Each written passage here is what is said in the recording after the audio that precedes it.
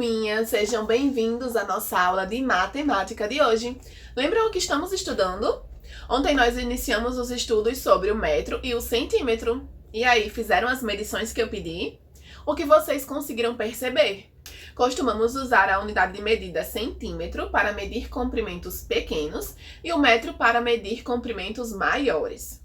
E por falar em medições, vamos para as nossas atividades de hoje?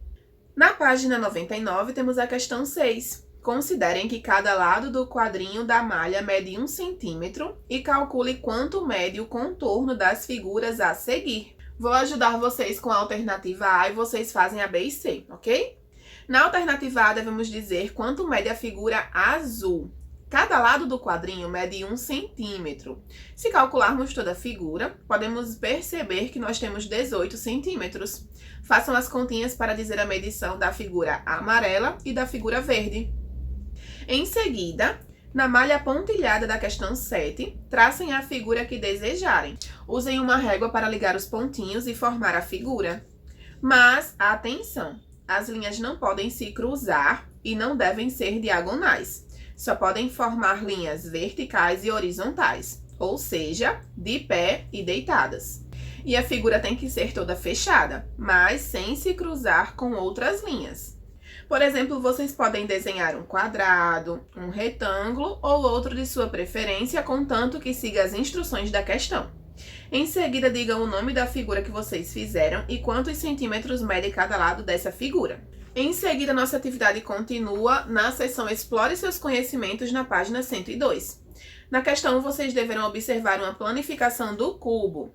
Utilizando 3 cores, pintem as faces do cubo de modo que, ao montá-lo, as faces opostas fiquem com cores iguais. Já na questão 2, observem a planificação de 3 formas geométricas espaciais para responder aos itens. Nós temos a planificação A, B e C.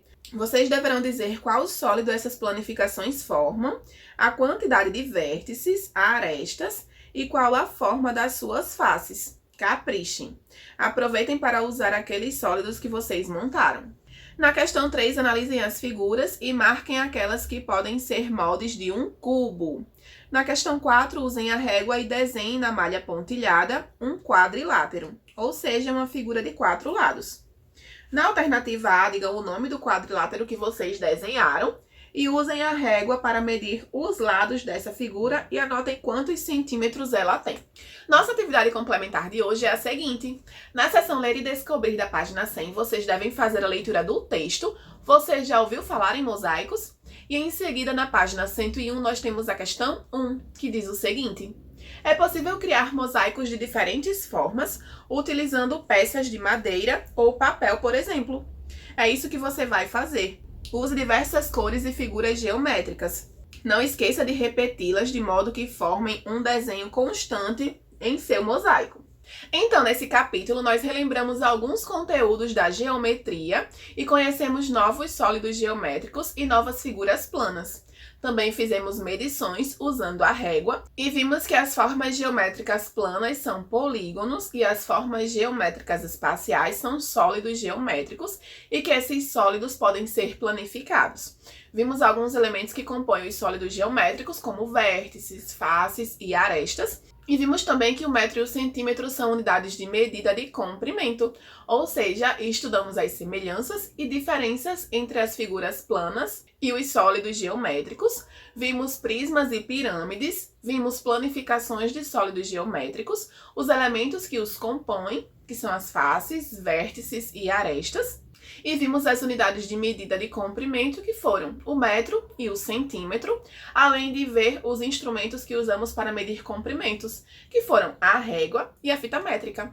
Nossa aula de hoje vai ficando por aqui. Espero que tenham aprendido bastante. Um beijão para vocês, aproveitem bastante o final de semana e até semana que vem nas nossas próximas aulas.